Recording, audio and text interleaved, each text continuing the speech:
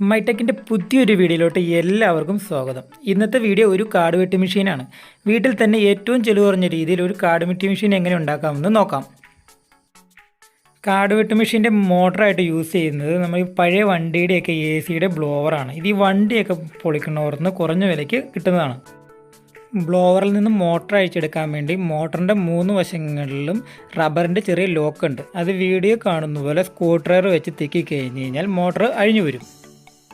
Cover ഊരിയെടുത്ത ശേഷം മോട്ടറിൻ്റെ ഷാഫ്റ്റിൽ fix ചെയ്തിരിക്കുന്ന leaf നമ്മൾ കട്ട് ചെയ്തെടുക്കണം.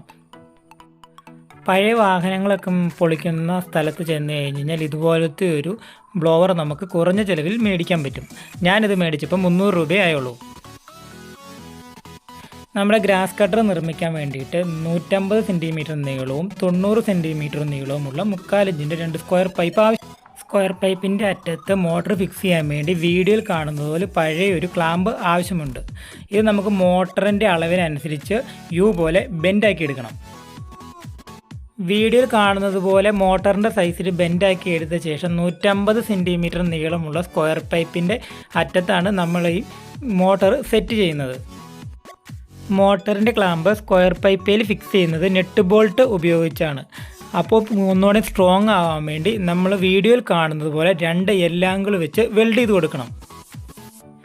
എല്ലാങ്കിളിൻ്റെ എല്ലാ പോർഷനും വെൽഡ് ചെയ്ത ശേഷം കട്ടിംഗ് മെഷീൻ ഉപയോഗിച്ച് വെൽഡ് ചെയ്ത പോർഷനെല്ലാം ഒന്ന് മിനുക്കിയെടുക്കാം. കട്ടിംഗ് മെഷീൻ യൂസ് ചെയ്യുമ്പോൾ സേഫ്റ്റി ആയിട്ട് വേണം യൂസ് ചെയ്യാൻ. നന്നായി മിനുക്കിയെടുത്ത ശേഷം മോട്ടറിൻ്റെ ക്ലാമ്പും സ്ക്വയർ പൈപ്പും വീഡിയോ കാണുന്നത് പോലെ മാർക്ക് ചെയ്തെടുക്കാം.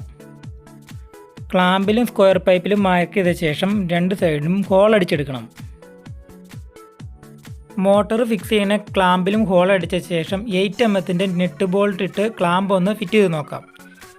8mm നെറ്റ് ബോൾട്ട് ടൈറ്റ് ചെയ്യാൻ വേണ്ടി 12-13 സ്പാനറാണ് യൂസ് ചെയ്യണത്.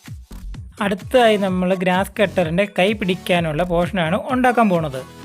നമ്മൾ ആദ്യം എടുത്തു വെച്ചിരിക്കുന്ന 90 സെൻറ്റിമീറ്റർ നീളമുള്ള സ്ക്വയർ പൈപ്പിൻ്റെ 2 സൈഡിലും കൈ പിടിക്കാനുള്ള അളവ് മാർക്ക് ചെയ്ത ശേഷം വീഡിയോയിൽ കാണുന്നത് പോലെ 2 സൈഡും 90 ഡിഗ്രിയിൽ കട്ട് ചെയ്ത് ബെൻഡ് ചെയ്തെടുക്കണം.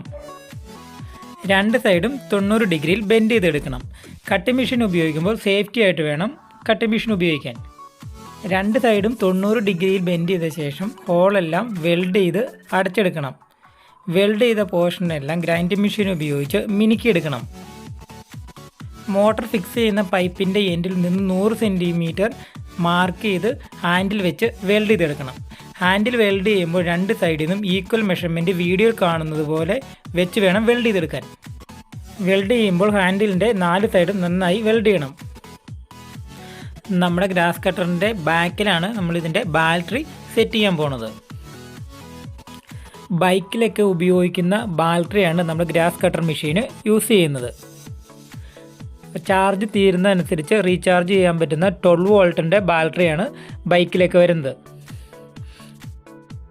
ബാറ്ററി എടുത്ത ശേഷം വീഡിയോ കാണുന്നത് പോലെ ബാറ്ററിയുടെ നീളവും വീതിയും എത്രയാണെന്ന് നോക്കണം. ബാറ്ററിയുടെ നീളവും വീതിയും എടുത്ത ശേഷം എല്ലാങ്കിൾ എടുത്ത് എല്ലാങ്കിളിൽ നീളവും വീതിയും മാർക്ക് ചെയ്ത് കട്ട് ചെയ്ത് ബോക്സ് രൂപത്തിൽ ബെൻഡ് ചെയ്തെടുക്കണം. വീഡിയോയിൽ കാണുന്നത് പോലെ ബോക്സ് അടിച്ചെടുത്ത് കഴിഞ്ഞ് കഴിഞ്ഞാൽ ബാറ്ററി റീചാർജ് ചെയ്യാൻ വേണ്ടി ഊരാനും ഇടാനും എളുപ്പത്തിന് വേണ്ടിയിട്ടാണ് ഇതുപോലത്തെ ബോക്സ് ഉണ്ടാക്കുന്നത്. അതിനുശേഷം നമ്മൾ ഉണ്ടാക്കി വെച്ചിരിക്കുന്ന ബാറ്ററി ബോക്സ് വീഡിയോ കാണുന്നത് പോലെ പൈപ്പിൻ്റെ എൻഡിൽ വെച്ച് വെൽഡ് ചെയ്തെടുക്കണം. വെൽഡ് ചെയ്ത ശേഷം നമുക്ക് മോട്ടർ ഫിക്സ് ചെയ്തെടുക്കാം. മോട്ടർ ഫിക്സ് ചെയ്യാൻ ക്ലാമ്പ് അഴിച്ച ശേഷം ക്ലാമ്പിൻ്റെ അകത്തേക്ക് മോട്ടർ വയ്ക്കാം. മോട്ടർ വയ്ക്കുമ്പോൾ ബോഡി ടൈറ്റ് ആവാണ്ടിരിക്കാൻ വേണ്ടി ക്ലാമ്പിൽ വീഡിയോ കാണുന്ന പോലെ ഒരു റബ്ബർ പീസ് കട്ട് ചെയ്ത് ഫ്ലെക്സ് ക്വിക്ക് വെച്ച് ഒട്ടിച്ചെടുക്കണം. ശേഷം ക്ലാമ്പ് മോട്ടറിൻ്റെ അകത്തോട്ട് കയറ്റി വീഡിയോ കാണുന്നത് പോലെ സ്ക്വയർ പൈപ്പിൻ്റെ എൻഡിൽ നമ്മൾ എടുത്തു വെച്ചിരിക്കുന്ന 8mm നെറ്റ് ബോൾട്ട് ഇട്ട് ടൈറ്റ് ചെയ്ത് സെറ്റ് ചെയ്തെടുക്കണം. നമ്മളുണ്ടാക്കിയ കാട് വെട്ട് മെഷീൻ വെച്ച് പുല്ല് വെട്ടുമ്പോൾ മോട്ടറിൻ്റെ ഷാഫ്റ്റിൽ പുല്ല് കുടുങ്ങാൻ ചാൻസ് ഉണ്ട്. അതുകൊണ്ട് PVC പൈപ്പിൽ ഉപയോഗിക്കുന്ന 2.5 ഇഞ്ചിൻ്റെ ഒരു എൻഡ് ക്യാപ്പ് എടുത്ത് മോട്ടറിൻ്റെ ഷാഫ്റ്റ് പുറത്തോട്ട് വരാൻ പാകത്തിന് സെൻറ്ററിൽ ഒരു ഹോൾ ഇട്ട് വീഡിയോ കാണുന്നത് പോലെ സെറ്റ് ചെയ്ത് കൊടുക്കണം. മോട്ടർ ചൂടാവാതിരിക്കാൻ വേണ്ടി വീഡിയോ കാണുന്നത് പോലെ എൻഡ് ക്യാപ്പിൻ്റെ സൈഡിലും ഹോൾ ഇട്ട് സെറ്റ് ചെയ്തെടുക്കാം. സെറ്റ് ചെയ്ത ശേഷം കാട് വെട്ട് മെഷീൻ്റെ പൈപ്പും സ്ക്വയർ പൈപ്പും ആംഗിളെല്ലാം പെയിൻ്റ് അടിച്ചെടുക്കാം. മോട്ടറിൻ്റെ ഫ്രെയിമിൽ പെയിൻ്റ് അടിക്കുമ്പോൾ നൈസായിട്ട് വേണം പെയിൻ്റ് അടിക്കാൻ. മോട്ടറിൻ്റെ ഉള്ളിൽ പോകാതെ വേണം പെയിൻ്റ് അടിച്ചെടുക്കാൻ. പെയിൻറ്റ് ഉണങ്ങിയ ശേഷം മോട്ടറിൻ്റെ ഡ്രിമ്മർ ഹെഡായിട്ട് നമ്മൾ യൂസ് ചെയ്യുന്നത് ഡ്രിൽ മെഷീനിലേക്ക് ഇരുമ്പിൽ ഹോളടിക്കാൻ ഉപയോഗിക്കുന്ന ഡ്രില്ലിൻ്റെ ചെക്കാണ്. ഇതിൻ്റെ ബാക്കിലെ പോർഷൻ അഴിച്ച് മാറ്റുമ്പോൾ 12mm bolt സൂട്ടാവും. 12mm bolt length കൂടുതലായതുകൊണ്ട് ഞാൻ കട്ട് ചെയ്തിട്ടാണ് എടുത്തിരിക്കുന്നത്. നമ്മുടെ മോട്ടറിൻ്റെ ഡ്രിമ്മർ ഹെഡ് സെറ്റ് ചെയ്യാൻ വേണ്ടി 12mm ബോൾട്ടും അതുപോലെ തന്നെ 2 12mm വാഷറും എടുത്ത് പുല്ല് വെട്ടുന്ന വള്ളി ആവശ്യത്തിന് വെച്ച ശേഷം വീഡിയോ കാണുന്നത് പോലെ ടൈറ്റ് ചെയ്തെടുക്കണം. ഇതുപോലെ ഡ്രിമ്മർ ഹെഡ് കുറഞ്ഞ ചിലവിൽ നമുക്ക് സെറ്റ് ചെയ്തെടുക്കാവുന്നതാണ്. 1 ഇഞ്ചിൻ്റെ 15 സെൻറ്റിമീറ്റർ നീളമുള്ള 2 PVC പൈപ്പുകൾ വേണം. നമ്മുടെ ബ്രഷ് കട്ടറിൻ്റെ ഹാൻഡിലിൻ്റെ അവിടെയാണ് നമ്മൾ ഈ PVC പൈപ്പ് വീഡിയോ കാണുന്ന പോലെ സെറ്റ് ചെയ്യണം. PVC പൈപ്പ് സെറ്റ് ചെയ്ത ശേഷം പൈപ്പിൻ്റെ എൻഡ് 2 എൻഡ് ഗ്യാപ്പും സെറ്റ് ചെയ്യണം. ഗ്രാസ് കട്ടർ ഓഫ് ചെയ്യാനും ഓൺ ചെയ്യാനും വേണ്ടി നമ്മുടെ ഗ്രാസ് കട്ടറിൻ്റെ റൈറ്റ് സൈഡിലുള്ള PVC പൈപ്പിൻ്റെ എൻഡ് ഗ്യാപ്പിലാണ് സ്വിച്ച് സെറ്റ് ചെയ്യുന്നത്. വീഡിയോ കാണുന്നത് പോലെ മാർക്ക് ചെയ്ത് ഹോൾ അടിച്ച് സെറ്റ് ചെയ്തെടുക്കണം.